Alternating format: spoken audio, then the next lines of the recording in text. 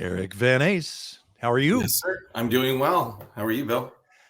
I am good, but I cannot say your name without conjuring up images of World War I pilots with like handlebar mustaches. It's the greatest name ever. I've had some arguments with some other people. They thought their name was better, but I do appreciate it. Oh, it's a I'm glad my dad classic gave it to name. me. Yeah. It's a great name, man. I love it. Thank you, So, sir.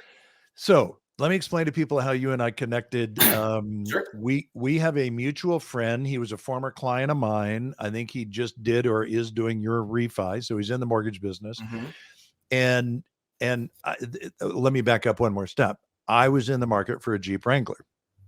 I go to my local dealership out here. I think I told you all this, and it was like an abysmal experience. It was bad. Like Yeah. I knew nothing, and I knew so much more than that salesperson about this vehicle. That's It was sad. like embarrassing. Yeah, it was Yeah. just like, wow, how are they doing this? Now I know the deal with the chips, and the few cars that are on the lot have these huge markups. I think there were 10 or 11,000 for the Wrangler.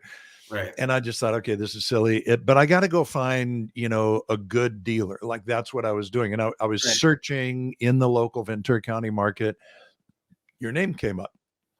And then I think I looked you up on maybe Facebook or LinkedIn, saw that we were both friends with this third Right. party. And I just reached out to him and he said, oh, he's legit. Like he's the real deal. Yeah, for sure. You should talk to him. So that's how I connected with you and have now ordered my new Jeep Wrangler 2022 4xe hybrid. Super excited about it. Yes. Very awesome. And well, but I mean, you're making it happen and you're making it painless, right? And so then, as I often do when I meet somebody new, I just kind of want to learn their story. I'm just always interested, like, how'd you get here? Right. So I don't want to tell your story. I'll let you tell your story. But you now have a business called Buy Your Ride, Correct. and people can find that at buyyourride.net. Is that correct? Correct. Yep. Yes. But like, how the heck did you end up here, Eric? How does a guy named Eric Van Ace, love the name, end up with a business like this? I can't imagine this is a normal track that a high school counselor said, Eric, here's what you should do.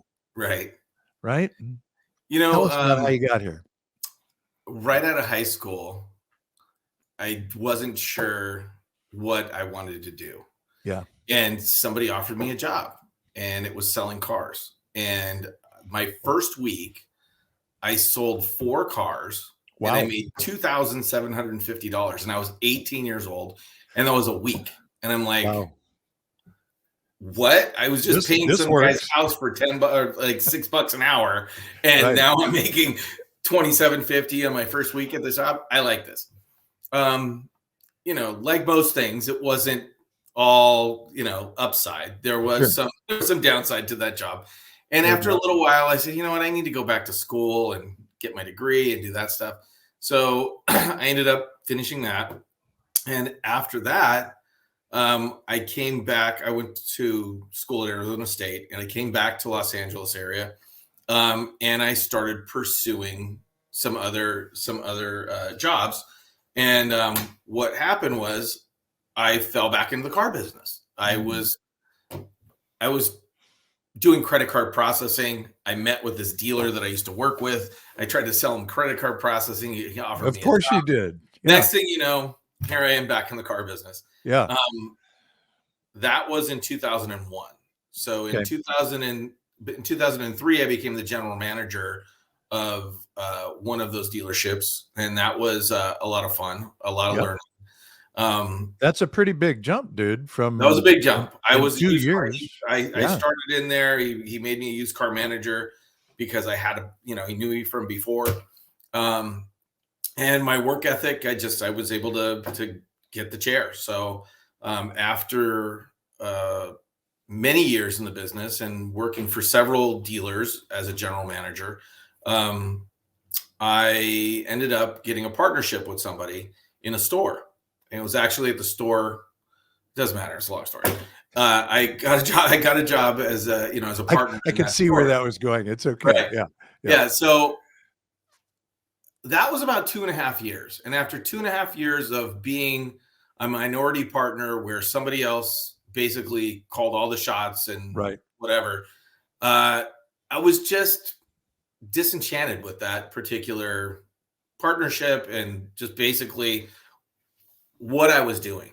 Yeah. So, we parted ways, and I still, my phone, I've never been afraid to give the customer with the most fire, that's the most upset, I give them my cell phone. I have no problem taking calls from upset customers, because if somebody's upset and Yeah. they're calling you, they're giving you an opportunity to make it right or That's fix so it. good, man. Yep. If they're calling you, they're at least, they still want to do business with you. They're just upset about something. So you have to figure out what's wrong and take care of it. If somebody So doesn't I call just you, gotta stop you there, man, because I sure. told you a little bit before we started recording just a little bit more about me, but I've been in the mortgage and real estate business for 30 years. Before that, I sold airplanes at the Van Nuys Airport. Like, Wow. imagine that. And I've just been in and around sales my whole life. I don't think Right. I've heard anybody ever say what you just said, and yet it screams complete truth to me. And I want to make sure people got what you said. When you said, when somebody calls me and they're hot and they're upset, they're giving me an opportunity to fix it. Am I paraphrasing that Correct. reasonably Absolutely. well? To make it right. So good, dude. So good. I That's a mean, nugget. that's to me, it's all about customer service. Yeah. Every aspect of your business comes down to relationships. And you build relationships over time, and that's why my phone still rings.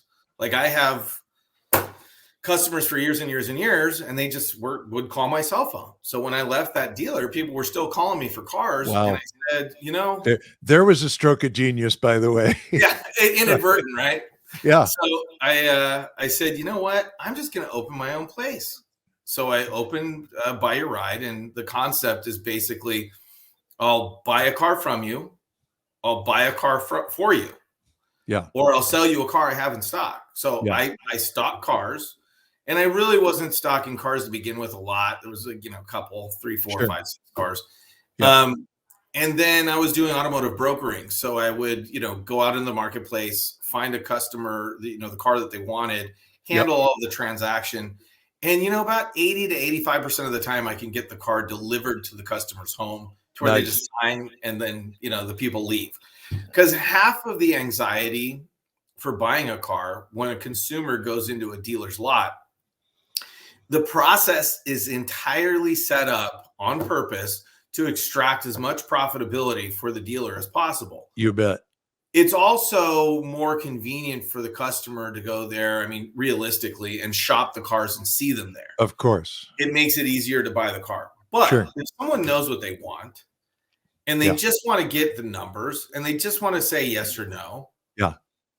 going through the gauntlet and then dealing with, as you said earlier, you talked to a salesperson and they didn't really know what they were talking about. It's like jack of all trades, master of none. You got like 13 different cars there, different trim lines and different, models. Sure. And you've got to understand all the nuances about everything. Now, for me, I get into that. Like, I used to order all the cars for the dealership, so I'd know what packages were on the cars and how they come. But if you're not ordering the cars, you got to do a lot of reading. Like, for me, it was just, I click a button and go, oh, that's not available if you do this. And it's just, a trial and error thing. So I become, kind of involved with that. Right. But for a salesperson to, kind of understand everything, it's a little bit harder. So when you come in as a consumer and you've been, you spent, it's kind of funny. You spend about 10 hours, 10.2 hours is the average as of like 2019. How much research people do before actually making a transaction. That's a lot of hours researching that car. The salesperson comes up to you, and oftentimes you're going to know more than they do.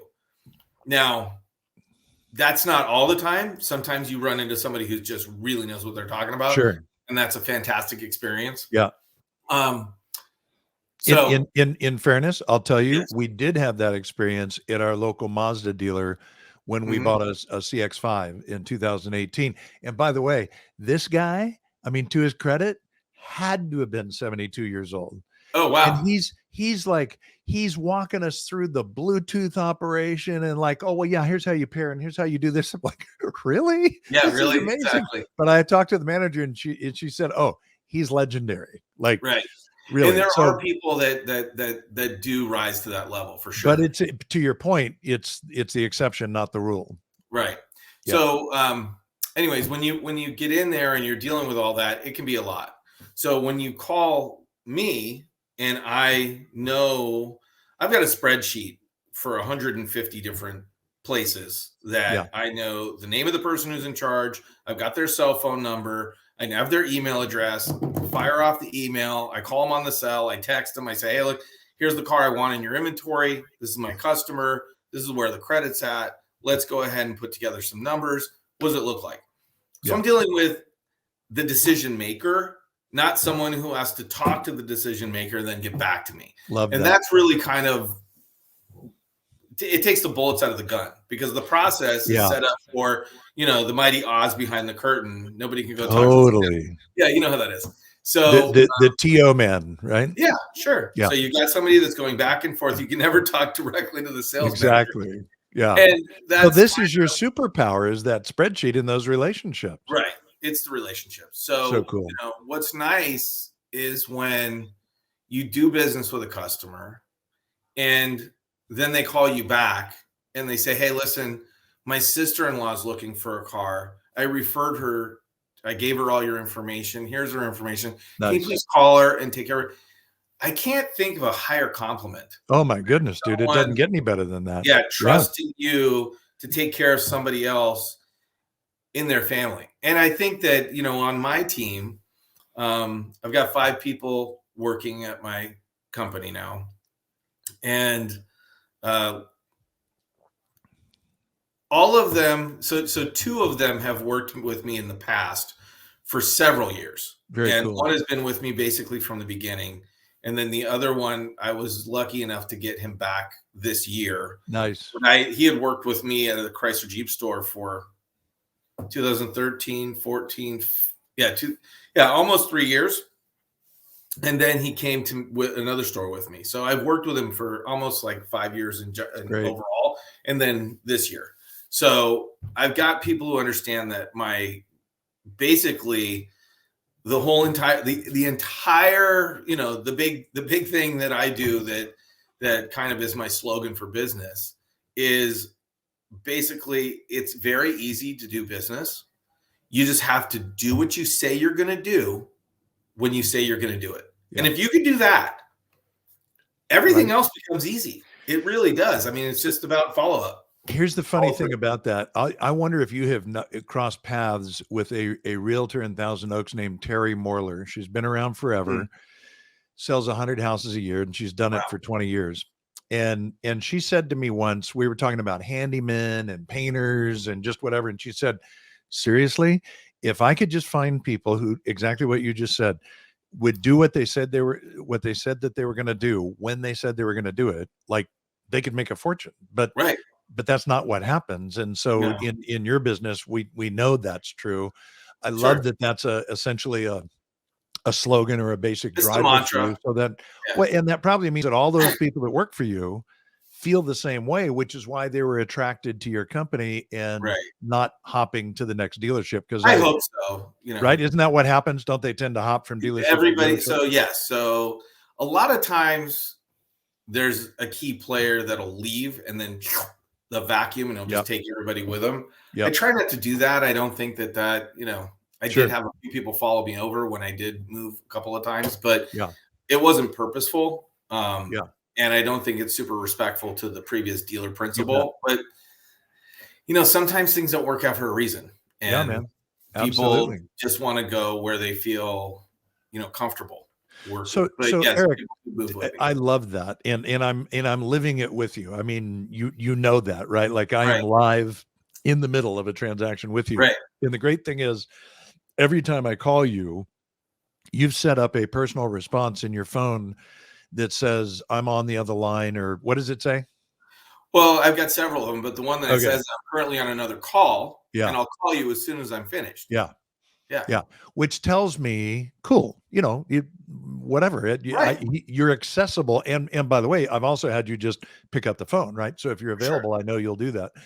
So I'm experiencing it firsthand. I'm enjoying it. And what I want to do, I guess, is just let's look at the industry a little bit, because I think a lot Sure. of people are a little frustrated and probably just, Oh, I think a lot of advice right now that deservingly people are so. hearing.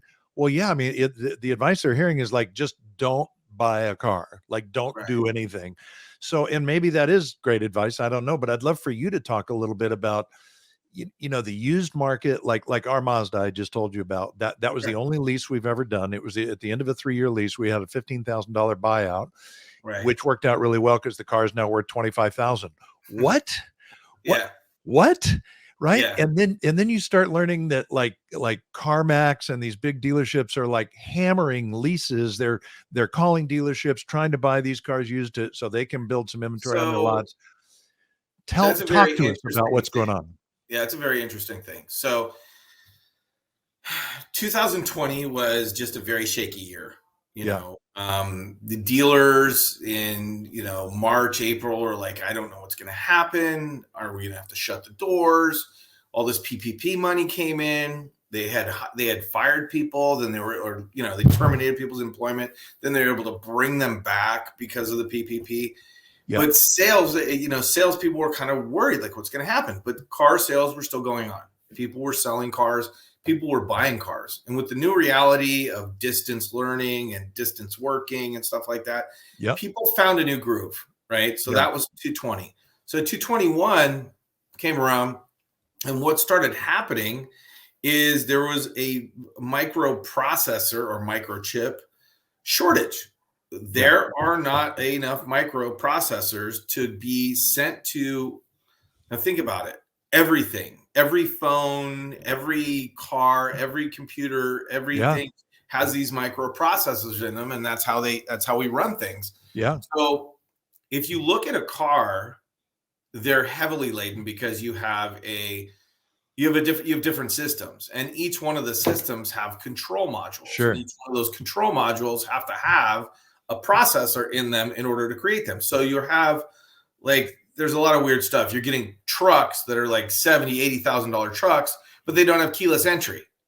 Wow. Because they didn't have the modules. So instead of foregoing the truck, the dealer just ordered it without keyless entry, and the manufacturer made some changes to where you can get these like weird, more expensive cars without the actual other things that they normally come with. So that was a weird thing. But there's a lot of stuff happening in the market. One of the things that you're talking about, first, is just availability. So the microprocessors aren't there. Yeah. And dealers are just, they're kind of just at the mercy of whatever trickles in.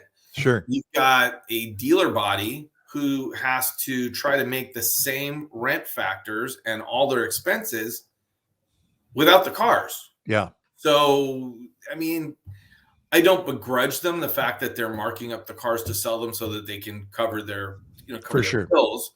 But I don't like my customers buying cars at over sticker price. Yeah.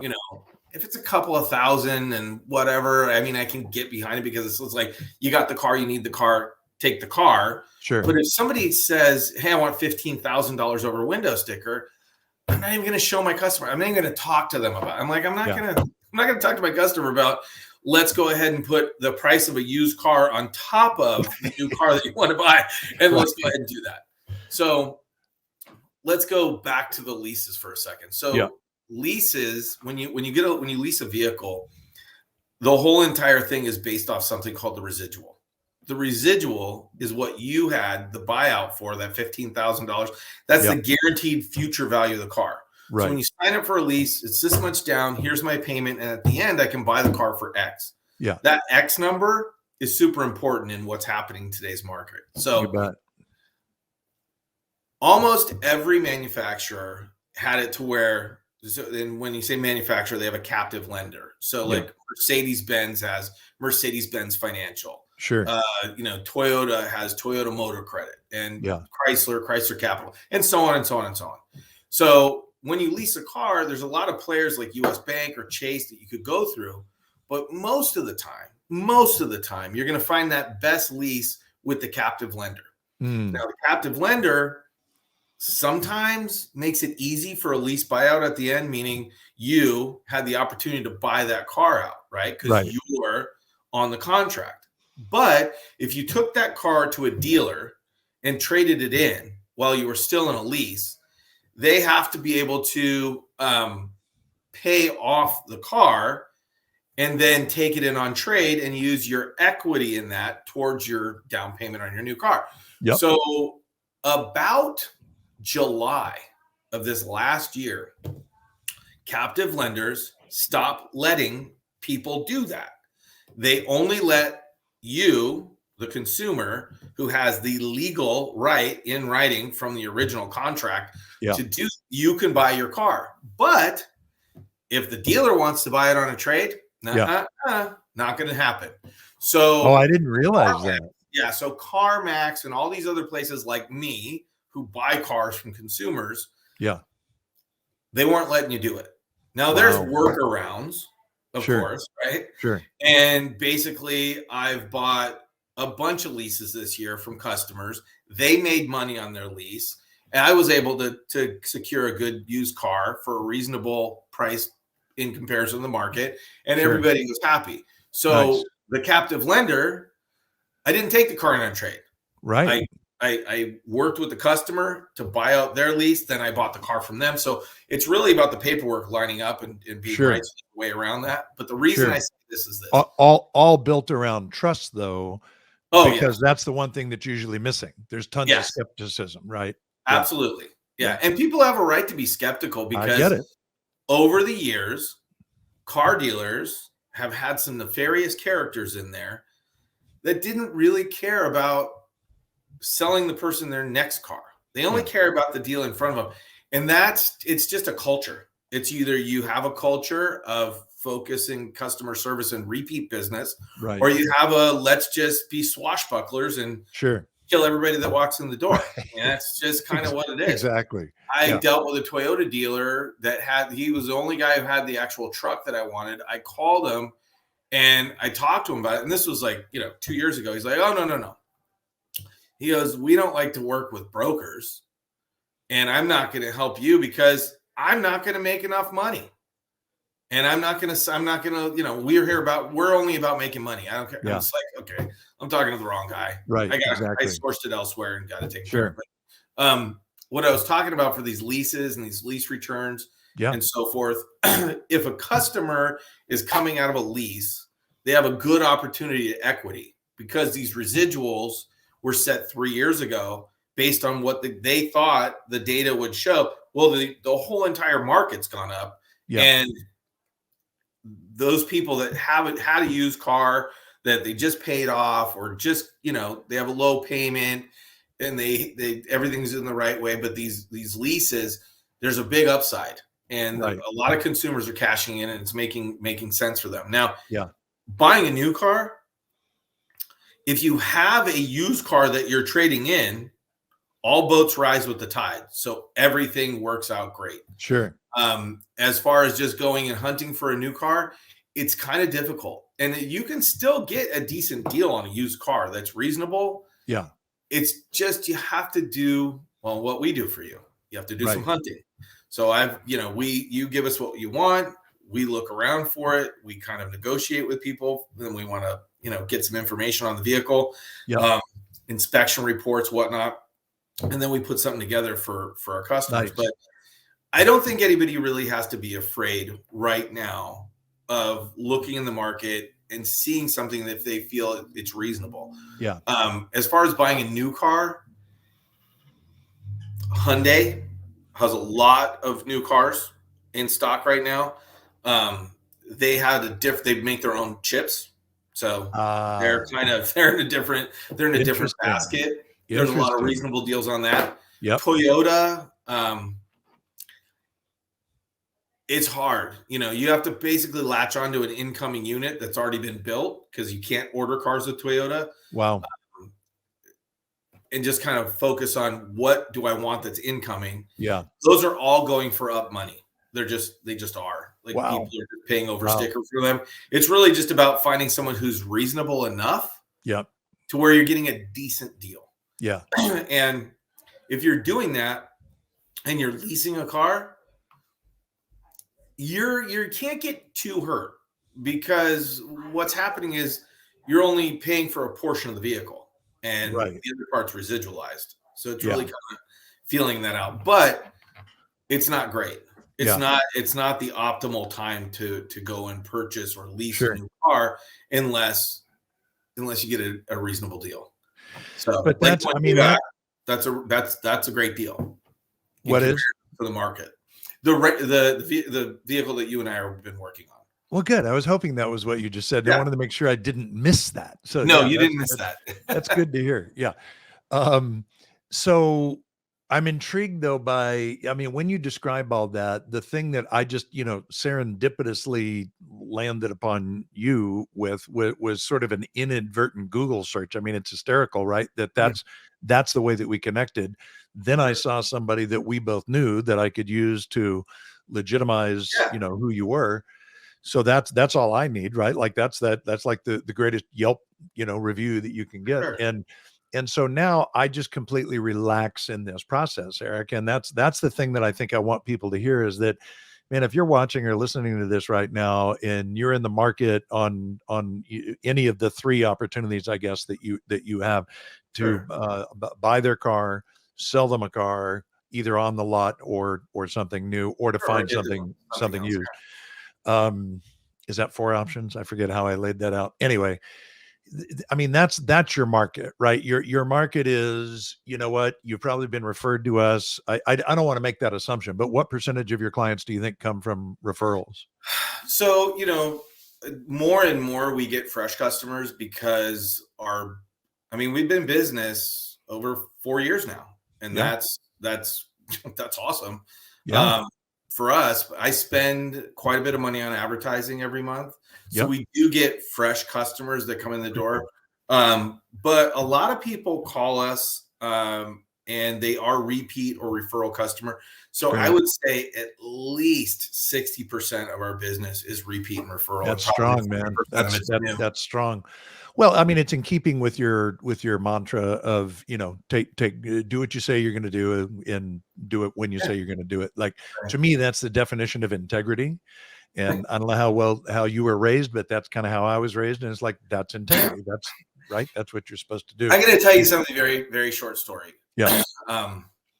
When I was 15 years old, my buddy and I were doing lawns. Like we would actually go and like push mower, and then we got another mower, and we would do lawns for people. We went to this guy's house, and he's like, "No, you can mow the lawn." He goes, "But you know what? I got a job in the back. Let's see if you want it." We looked, and he had this. It was like a cul-de-sac corner lot, and this sweeping, ginormous backyard. And he had like a 2-to-1 grade, and there was ice plant all along the whole back of the thing. Oh my goodness. He says, "Okay, I just want you to rip out the ice plant." Now we're 15. Yeah. Just filled with as much, no experience and as much exuberance as you could possibly have. And like want to go out and do something. Yeah. So my friend and I, we go, "Well, hold on a second." So we go, we huddle up and I'm like, "Oh, how much you want to charge?" I'm like, "I don't know." So we told the guy $100. Yeah. So we told this guy $100. This was like 1985. So $100 is what, $300 a day. Yeah, like exactly. And we got to it. The guy's like, "Oh yeah, no problem. Of course." It was probably like, probably if you had a crew over there today, they probably want about $3,000 to pull all that out. Oh, I'm sure. Yeah. So we got to it, and that whole day, like we went and bought extra gear, like shovels and gloves and bats, and we got maybe a third of that thing done. And this was over a whole weekend. Yeah. And then we had to go back the following weekend and the following weekend. So by the third weekend, we were just like, blistered up, right, licking our wounds. Yeah. And I went to my dad and I said, "Dad," I go, this guy totally took advantage of us. Like, I don't feel like I want to finish this job. He said, "Did you shake that guy's hand?" I said, "Yeah." Did you tell him you'd finish that job? I said, "Yeah." He goes, "Well, then that's what you're going to do. Right so on. You better get over there." And that's just kind of how I was raised. Yeah. And I feel like people need to understand that your word's important. Absolutely, And man. I think that's a lot of people are missing that Yeah. today. And I try to I kind of try to infuse that into my team and just as into our business. So Good for um, you. I think that integrity is huge. It's what it's all about, right? At the end of the day, it's your reputation and it's the relationships that you build. And, I love the fact that 40% or so of your business is new, but I really love the fact that 60% or so is repeat, because to me, that's the name of the game, right? When people come back and they refer their friends and relatives, that's what it's all about. It's got to feel great to you. So let me ask you in closing, like, ideal customer, if there is such a thing, it just in your mind, like, who's the ideal person that reaches out to you and says, "Hey, Eric"? It's really the professionals. I think that Really? people that Yeah. want me to do things for them so that they can focus on what they have to do. I think that's the ideal client for us. Someone who's just, sometimes I'll get a customer who will call me and say, "Hey, I heard about you. I want to, work with you." And then we start looking for a car for them. And then they're shopping behind us, contacting dealers as well. Sure. That always turns into a problem. And I Right. don't mean with the customer or anything like that, but Sure. just it makes it way more difficult. If For sure. somebody just says, "Hey, listen, go do this for me," and Yeah. then present the information to me and work it out, Yeah. it always works out fantastic. Nice. We Well, have. Go ahead. I'm sorry. no, I was just going to say, I know my listener base, and Mm, I know the people that listen to this and watch on YouTube. And I mean, that's who you're talking to right now. So I know that there are people out there right now that you've either got a vehicle that you want to sell or you've got something you want to buy. And I'm just telling you firsthand that Eric's a good guy to reach out to, and I will absolutely give you my referrals. So just make life easier on yourself, you guys. I've never done this. I wish I had learned this years ago. I had always heard the term car broker, and here was my assumption. I'm sure you've heard this before. My assumption was, oh, okay, yeah, then you lay another, whatever on top of the car, and yeah, I just don't know that I want to pay that. Like, I'll go out and do battle. I'll go fence with the salesperson, or do something on my own through a private party. But you know what, man? At this stage of the game for me, that is not attractive. I'd rather you do that. Well, I appreciate you giving me the time here, Bill. Yeah, I man. hope that somebody got something from it. I hope I talked enough about cars and not about myself. Oh, you totally did. But here's the other thing, and I told you this beforehand. Somebody's listening to this right now, and they're thinking, you know what?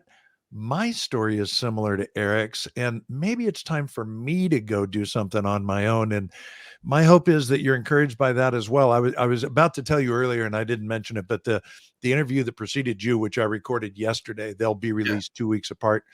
There's a guy named Tom Burns that was referred to me via LinkedIn. It's a long story, but this guy was, imagine this, a good customer for you, by the way, um, orthopedic sports surgeon in Austin, Texas, Mhm. working with the United States ski team in Vail. So far, so good, right? I mean, he's Right. like at the pinnacle of The pinnacle. American achievement, orthopedic surgeon. You kidding me? So here's the story he tells me, though. He says, well, the thing is, you're an indentured servant when you're in residency, you're working all the time. And he said, then when I got to the hospital, I realized, wow, these guys that are 40 years older than me, they're in the hospital at 7, 8, 9, 10 o'clock at night. And he said, I realized if that's what it takes to get their money, I don't want their job. Yeah, exactly. And he started investing in real estate. He bought a condo near the college in Austin. He said, suddenly I had some passive income. Then I bought a second one, got a great deal on it, had even more passive income. And he said, I got to tell you, that's addicting. And so he's built a real estate empire. He doesn't even use MD anymore behind his name. He's like, he Wow. wrote a book, and he's just got this cool story. And so I think between his story and your story, in this time of this great resignation that we're hearing about right Right. now, I think it's a cool time for people to be encouraged by follow your heart, man. Figure out that thing that fires you up, because you loved cars, you learned the business, you knew all about it, but you might not have been crazy about the way that it was being done. It wasn't consistent with your values. Now you've created something that is based on your values. And dude, I love that you're being successful. And I'm just glad to know you, Eric. It's been a pleasure getting to know you, and I'm glad I got to share you a little bit with my audience today. I appreciate that, and I really do appreciate you giving me an opportunity to Yeah, man. tell a little My bit pleasure. more about what we do here.